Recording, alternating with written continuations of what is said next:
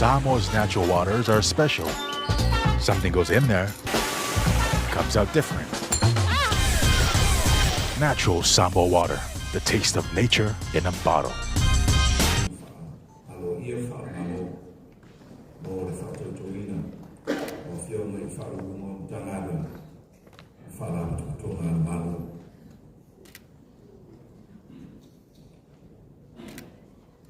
O ena pule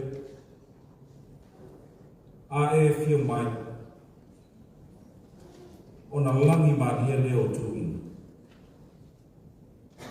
e a langa mai sam malolo i fore e pati lima le vau e fata yo mo mo upan o na o lo fama malolo le ona si leo le ao le na ta ai suki le na ta le fua ua fae ma ua fale ua le siva la mulili ma ua monga le tai le whaika o la rausi ma lo whaafatai le sapatai le ai le nasi nasi to e le aso o tu matile o maru o tafito o malu o boinis sifone a le o no foi tiro le filmai o suna i fafen. Le fio mai o fio mai a manu malo misa. Le fio mai o fio mai sui o fono o su to fia malo futu. Le fio mai o fio mai te tai malo o fio mai te mai te pa. Le fio mai o fio mai sui pa via. Minsta garment. Ja, maun for lea firma. Minsta. Paya le lea awala ta fito fata ngai. If you mai o paya le palmene if you feel mai funftelai sui malu palmene. Ja, le feel mai famsi. Malu functional masa. Members of the diplomatic corps, e pai maurunga o faurunga o mtana ruenga fala kutonga tanto malu. Ya pai maurunga o le tunu o afi mai mtala mai a o se tei o na tu le tai le wate. Isa no nga filme te tai malu. Wala ni yaso ni famu. Te wina mantu fapiat. Afi mai o tala mai ao. Ele nei sa winga ro I fa malu. Wala fata toina. O fio mai famu mo tana ga. Fala tona tana. Datu mo me ta sa melia o te tapai mai falalo. Le sunga te tai sa winga le sunga fa fenga. Reverend Dr. Latu Lata. More te ia o nei sana.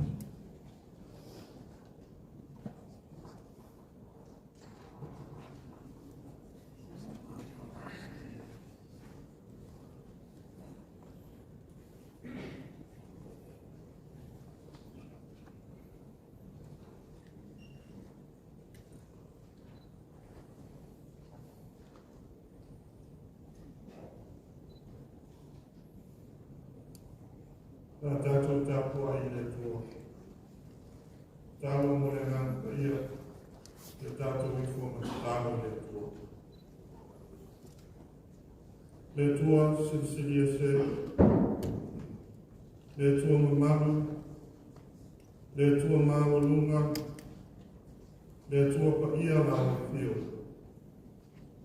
A le tua foi lao fio e pita sili, ona e lata lata e tangata. O mātou iai le nei aso, wha moe moe le malo. Sa tau tonga o i mātou nei, vea me tai tai o tāna renga le malo. Mātou te mua i wala au lo ngā ngā ia. Ina ia whio mai le mea nei. Tau to lua ina o mātou tangata, nei o mātou whai ai nei sāhina. Le awa me le mi ngā e tawai, la ia wha sili nai pēr o lawa ni inga. Ono Yesu o mātou te talo atoe. Amen. O te mua i whātalo whātu, i le pa ia o sa moa o sa nei. A wāle nei wha moe tāua. O le whātau tonga, o le teitei whono o le komiti whawhotua tongi, whapea fōi whaurulunga o mtanga renga le malo. Wa ofi au maia, le manatu au ao le tuskaita waso. E whaina au tū o māwha whaunga whale ngana, mō le nei sa lina o mātu.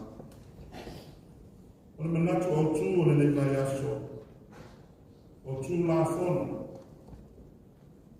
O tū la whono. Māwha wai le au keusiane o ole larawanga, i le uringa ma le tāua o tū la whono le atua. Ma le tusi whai tāua le nei aso. Le tusi o e soto, i lona mta o koe lua skulu tasi, whai upu mua se i o e whai upu e tōru skulu le o. A mo ofi e whai tauina, nā o le whai upu mua e whapea. O nei upu whoi, e whaanasino ai, e te tuina atu i a te lato. E tā ua i le atua, ana tu la whono. Urua i tusi mua lawe e lima o le tusi paia, o le tu la whono. The first 5 books of the Bible are devoted entirely to the Lord. Genesis, Esoto, Levitico, Numera, Deuteronomy. Pa u loa ulua i tanata i le anasara. A mata loa tu la whono. A mata loa na tu ina mai i le tanata tu la whono le atua. A mata ai o le tuspa ia i tu la whono. O le whausia lea i le atua se whawai mo tu e ola ai le tanata. O tu la whono. O tu la whono a le atua. Tu la whono i loa ai le tangata le whina ngalo le atua. What God wants. How God wants us to live our lives. Tu la whono le ola mama. Tu la whono i sifuru. Tu la whono sa nina. Le o singa o taulana. Tu la whono o whamasinonga. Tu la whono ia, e iei le tusi whai tāua le aso le nei. O tu la whono e whamasino ai. E le ai se vai panoa, o le o langa o le tanata. E le o iai tu la whono le atua. A maua se a panoa, whai tāpi ai. Tu la whono ia, sa whawai ai le luo le atua. Tu la whono fo ia, o lo whawhai ai le rawana. O mai lava i o tātou waitau. Tu la whono, o lo tauta pasaina ai le ola o tanata. Tu la whono, o lo tautau fia. Le whaso e sā o te aporu. O lo tautau fia. Le se sā o whaafi o le anisale le verolanga. O tu la whono le atua. Tātou te iloa ai le whina ngalo le atua. God's laws are not just do's and don'ts. They point us to God. They point us to what God wants, to how God wants us to live our lives. Tula whono le tua, aua e te whasio ki tangata, aua e te muri lua, aua e te muri mapero, aua e te ifu i tupua, o le ana fina ngalo le tua. Ia avea ma whaaola i tangata. Ia o walofa, ia o whamaoni, ia o tautala i le mea moni. O le whiau lea mo i tātou, ai mese o tōu, o le a whātou ina nei, e taita ina ma tāna wena ma lo. Ia o tōu mana tua, tū la whono le tua. O le mau o tātou tua a, ia whaavae sa moa, i tū la whono ia. Ia whaavae le atunuku le nei, i tū la whono le atua. Ina ia i loa ai sa moa, le whina ngalo le atua. Ina i o tātou whaia i pēr, lona lava whina ngalo. Aua ni ngalo, le maurea, ma le whaavae lea, o le whiau au tātou tua a. Ia manuia tele, loto tūlai mai, ia o tō taitai whai Jesu, taitai o le au-auma, taitai mane loto mauna. Se o tātou whāwau i le tātou. Le tua sili e se. Le tua mamamu maka ia lagu whiu. Le tua atu nuu o ana nuu mga ngana. Le tua o ana nafi o le so mai e kua. O le tua e whaavai ai sa moa. O le taitonunga lea, ma le wholofolanga na whaia e o mātou tua a. O le wholofolanga mātou te wha a wawina. Mātou iai le le tai a. Sa ninga e whātauto ina ai i la tōu. O te tofi e taitai i tāna ruenga i maro. Tāro mo whamaniana i lunga i la tōu. Whapa ia ina o la tōu tangata. Mo le whiau mani ngā lena o wala awinai. A whiolo o ngā pa ia i o la tōu lunga. Whama ite me alofa o le ngāna. Ia whaia mana tonu no lātou wala awina. Ia oai te mawa ina mai nāru whiro. Ia lini o manuia i lunga o Samoa. Ia iailo mana i lunga o mātou tai. Whamanuia i ama mago le mālo. Whapea le sui o le whono o sui tōwhia. Whalotu tele ina pēa le pālemia ma le whainga mālo. Whanga nana ina taitai o e kāne sia i lo whina ngāra. Ia manuia o saoloto. Fia, tangata nuku uma o Samoa. Ia whātu mawina pēa lo mamaru le atu ai. I lunga o le nei atu nuu na maliwai lo wala bele o Yesu Keriso. Ia ao pēa Samoa. Ba ia taita ina pēa i lautu la whono. O le mātou te tanu lea, e a lātou swafo Yesu Keriso, o mātou li i manwhao.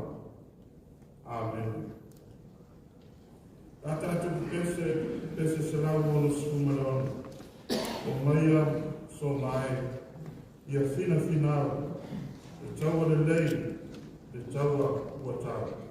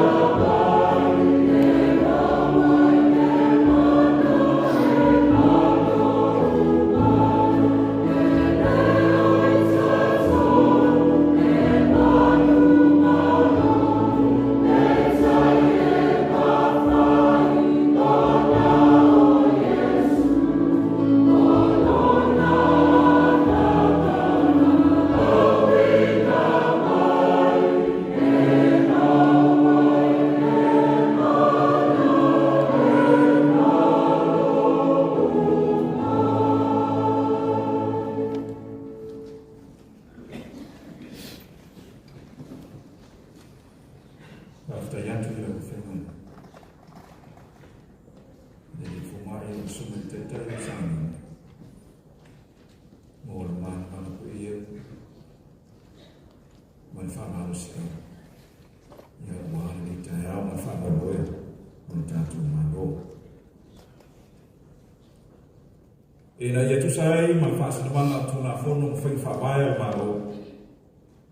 O te tapai ma le whaaloau. A whionga I whaurulunga o mtanga aduena. Whala kutonga o maro. O le a tōra ula wina o ngātou swafa.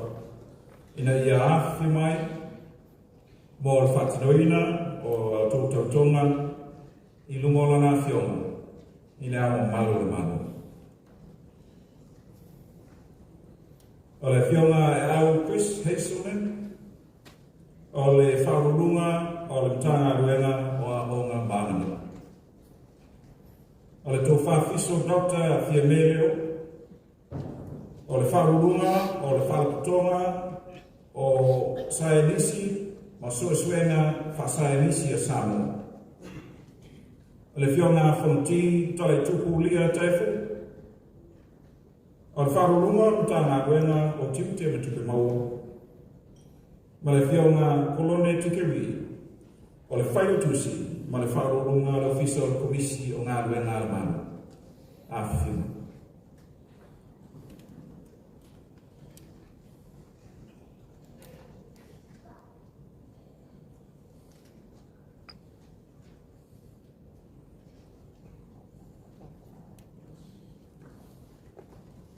O tō au, tau le whionga le tū.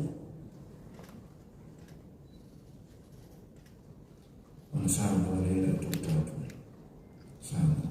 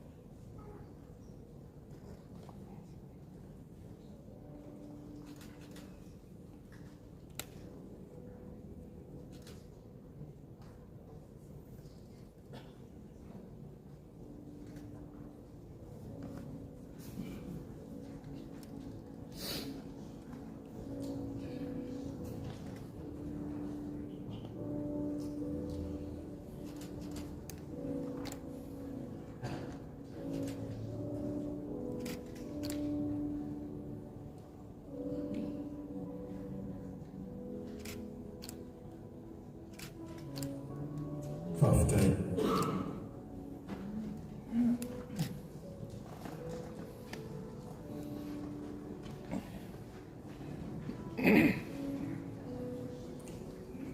O le whionga le malu Celestina Uleana Minireti. O le whaurulunga, whaaputonga, whaaputunga tupe mo le nai nuia o Samoa. O le whionga wa autau reie silipa. O le pule, o le whaletupe, o le atinae o Samoa. O le whionga sa tia mai wasa titi mai a tio. O le whaurulunga, o le whaaputonga o whale a Samoa.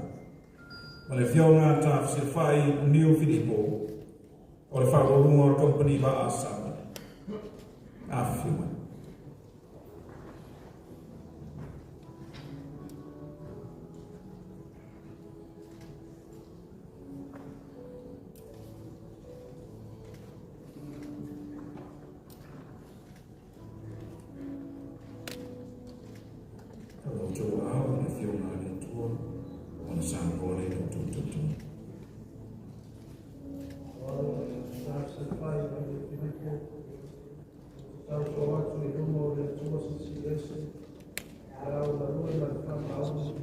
Mare Roko, Mare Lefa i Soamu, Tokino, Tokiaya, Mare Alfa, Soina, Tiki Uma, Tusa, Tula, Onu, Koto, Mare Marosi, Atatua, Koina, Maya, Tua, Yaja, Tatua, Asa, Ia Tusosa, Maya, Tua, Yaja.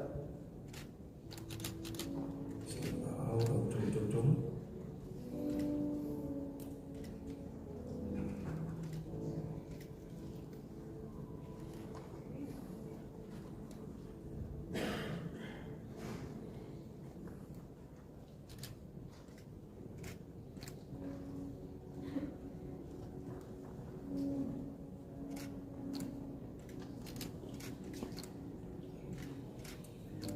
Whawhitai.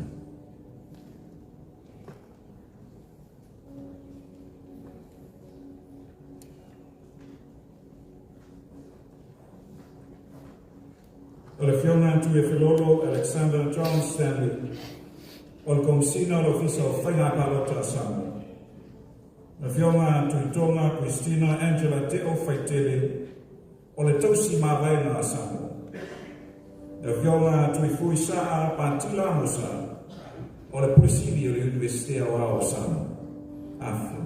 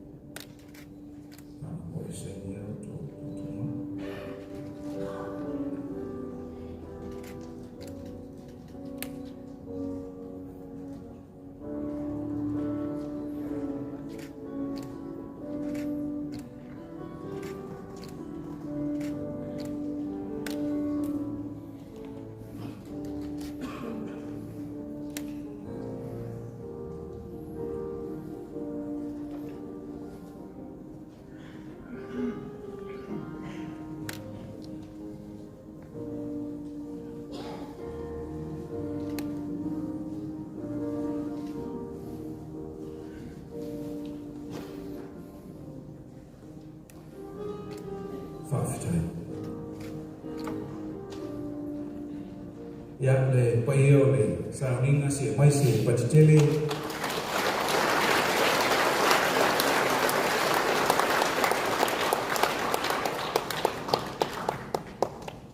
Ia mautuan, mautuan mawhan. O le a tātou vi le tua i pese o tāpenaina le whi pese. Ia ona tā pāle ma le whānau whionga te te e malo mōranga sāna.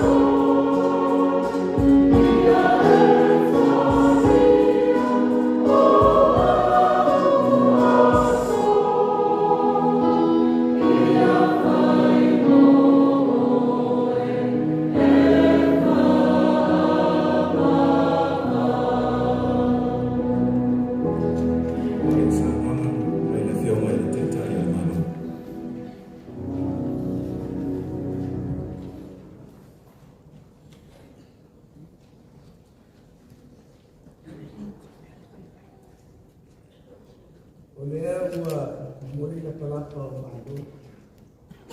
Ma sufi lea o whasuanga o manu, o wa tātou tauranga o sia, o whaftai le tua, i tai au. O le tātou wala lea I mando, ma le whakongai o tuwhinga uma, ma pule o whainui. Whaftai tere I lau sunga le taitai o Samina, lau sunga lotu la tai, mo whamanianga whareangana, mo whaururunga o tāna wenga, whalako pitonga nā lo, ua whatautou ni. Ua mawarunga ma toto titele le mauta nei, wa le fio la fionga le amamani o malo, ma na siofu, la fionga I le sui o fono sutofia, la fionga I le sui pardio, ni star kabineta, ni star panorama. Fionga le fun fitarai sui mamari o le fono au fetu la fono. Ia mamari wa li I matamata e whansinonga. Members of the diplomatic corps, whaurunga o tāna wena wharakitonga. Ai ari pa ia o stāwanga o tāna rei, whapere pa ia o le tunuku mai o na aturunga se ia o atu o na whatu tūroto. O tātou poto e mo mawina nei sāwinga aroa ia wharamaro. Mo le whatautoina o whaurunga o tāna wena, ma whalaka tonga malo ua tōwhia nei. O upu o le tunu, pare la ai tai au whape nei, whiwhilinga o taitai o ainga mawhi ana.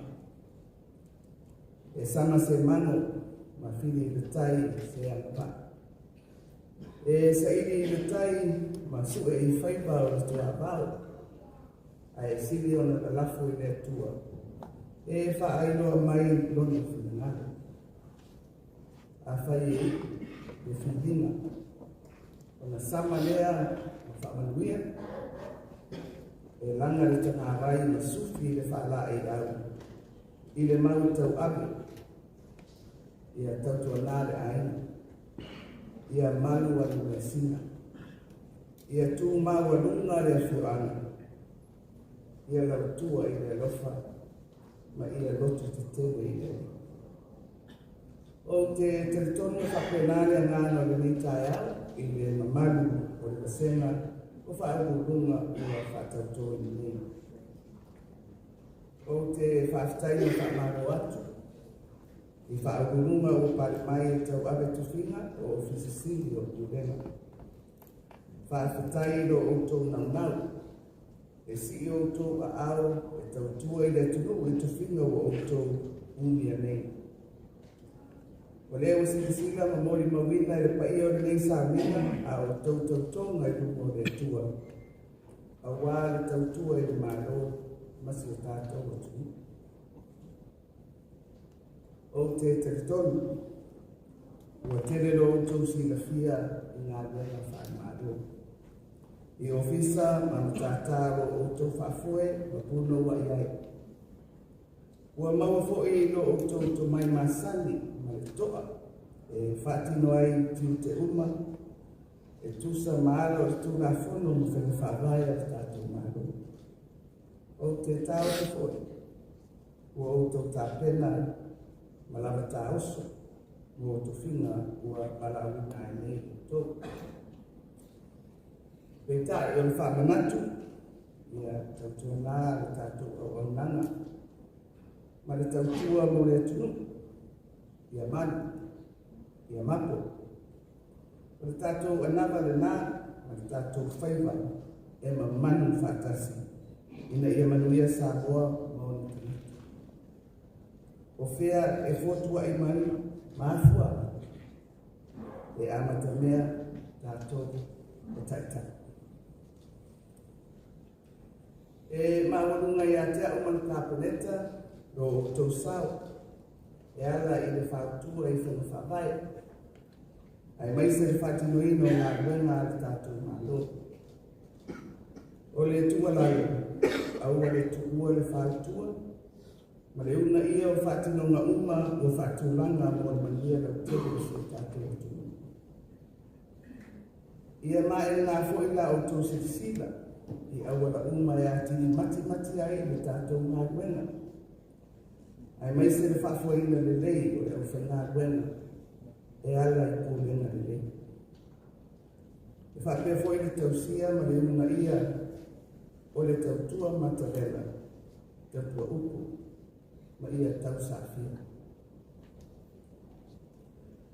Ua whenga I nei le narangi ma o I tau o maunga o sunu al tau, o taua ma whakaiwai ina, whaamai. Ma le tau whaasoso ina o le tamawa ina, ato ai ma le maua pēra o tā mafi. Mō se atu ngai titi e pei o Samoa, e whataua le fuafua le lei o le tātou tamawa ina. Ia aputiputi na ia tātou wāla manuia, ma ia tātou soifua maua, e tusa ma le fua e le atua o tātou noa. A whai e luta le tai maani whaasuru I to e lau I taili o ngā kuni. O la o tatalo, aua ni ta whea le mai, pe ngakwe le tauna o le tetei. O lui tauna o le ngā kuni. Awa e iaso e langi le rei ai, e iei fo iaso e taili ai le lolo wā, o I tu aso ma ale ia, o ngā wena whātaitai. Te tai, o le whamaro si au, ale whiona I le atua. Na te e tu ua, e tu lafua ina I tātou. Awa ua tātou manu māroa I neina ina. Ono o ia ua alofa mai ia tātou. Au mea lea, ia whaalotutarina o tōu mai whamoe le atua, ana manuia lea o tō whaiva a wāre au nana I Samoa. O le mātou tataro, ia sanga iane ai o lani, sanga tui atu le mau e tēne, o le poto, o le whaotauta e tautu aiso tātou e tunu. Ia tuku tele lo tōu mai le maa, I le whiau, ma ngā wena, ma ia loto te tele I le hini. E whaamanuia le atua I lo tautu lai mai e te tai ta ngā wena, whanako tonga le mālo, ua tōwhia I ai.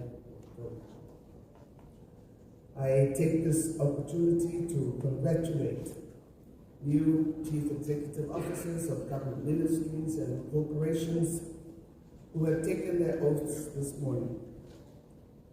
The opportunity to serve your country through CEO positions is indeed a milestone accomplishment for your careers as public servants.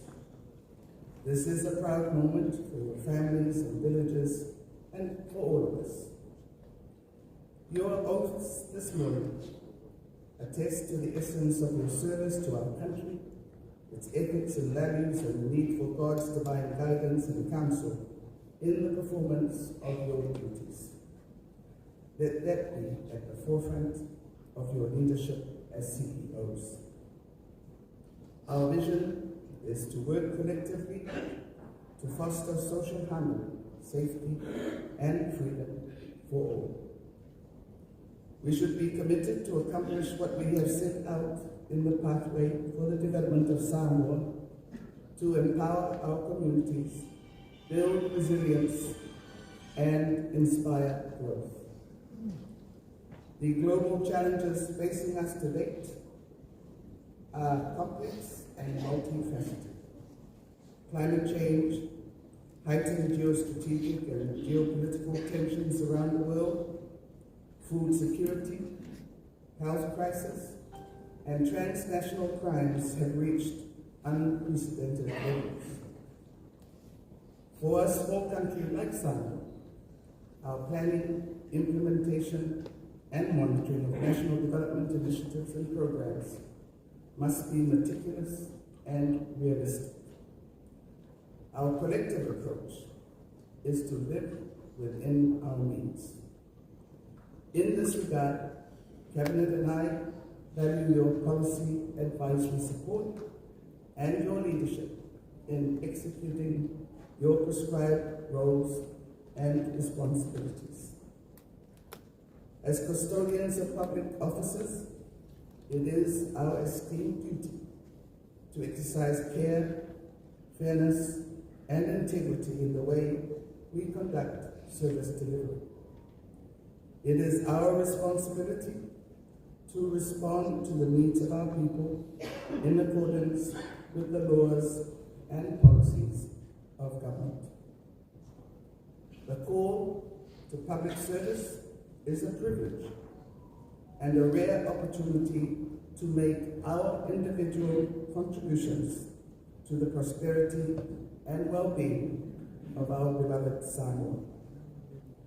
On behalf of all gathered here, the government, the families, and professional colleagues of this cohort of CEOs, I wish you all well and God's blessings on your new leadership calling. Soifua mai Emmanuel.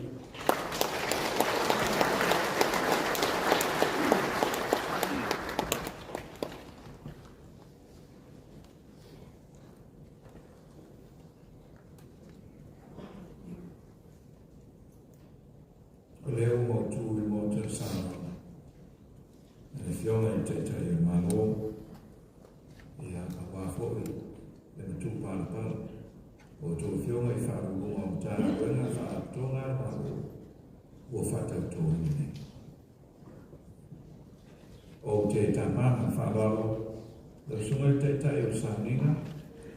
Mo te talo whairu. Aire nei sanina. Ya aire I whairu mina samatu. Mana whawa. So.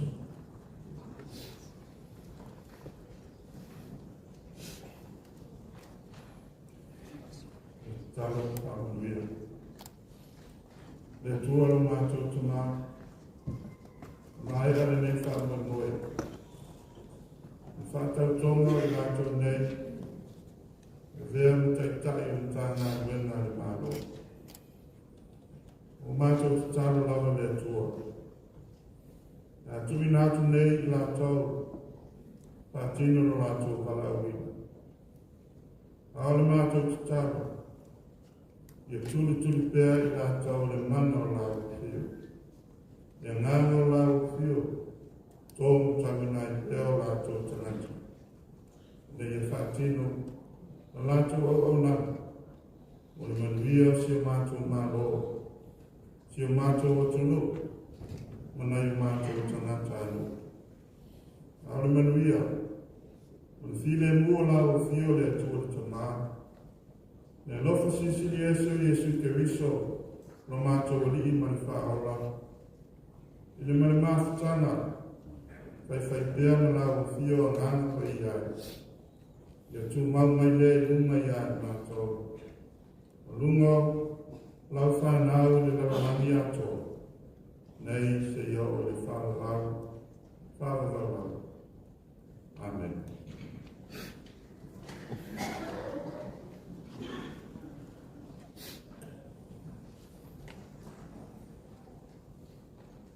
O le o mautu I le mau mau tauwha. E nei whamoe moe e peo na tō wha I e tātou malo. Ma tu foi o leo wa whapenao nā mea te tasi nei te au tātou whasongo au a wālu nuia e te tōifo I whaururunga o mtanga ruenga whalatonga malo. Ua whaamuia I ai e tūngu whatau toina I tae mei. Pai mātu leo whatau wā, whanganga le whionga I te tae o malo. I le whiomai, o le whionga I si pārmia mo kāpeneta, mo le mori atu sa mātu ngāna whawhitai, I le usunga I te tae o Sāminga. Le usunga a Reverend Dr. Latu, ia o le whawhirengi taulang, ia alosina ma foi whalu sa palasi. E tau spatele e le whātonu ma le vaina lepa. E sua tu sa mau e whio anga o pia mori atu whātai o te tai o nalo e tu sai e a olo whiangalo tala mai o au e whātara o lātu tai tai sauninga talo le fionga le paramia ia whatuku pēr le mautele ma le utu mai le tua ia awa le mana maroina o ngana o le tatu nuu ma le fionga i nei ia mo le tufoi whaftai le fionga ia o malo malo ma sefo ia awa whatinoina o le nei sauninga alo ia whale malo ni nei tae au ia maurunga i le fionga i le sui le fono simitofia ia si paramia le kabineta sui minista pe foi de filmai o filme de tai le tunai o faulunga o tanga lena fa tonga tanto malo ya ai fatili to filme e faulunga o fata to nei le o ton to pa o familiatu tanto te mafa fena familiatu foi le filme de tai le malo fai le mo tanto ia no ia to no foi no ia pe yo samo ta poi mai il fa fo mai lu mala fana mesi ia so se vai no langi mau mai nei sounding ia tanto talo pe no e no ia samo mau fai ia ngana o fa lolo ia e ola ulia o ia te mo fitana mala ia ngana so fu mala ia o tua ia mau talo fo le no ia talo mai ia ao ainga ia e fa ula na tanto lunga ai se tala ko mai ao se ko leta ya ma fatalo fai i ao le malo o tu te mei o le wa mata tu to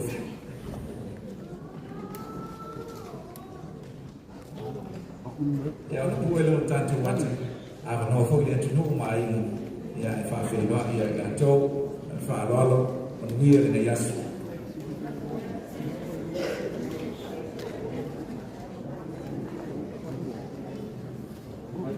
Sini.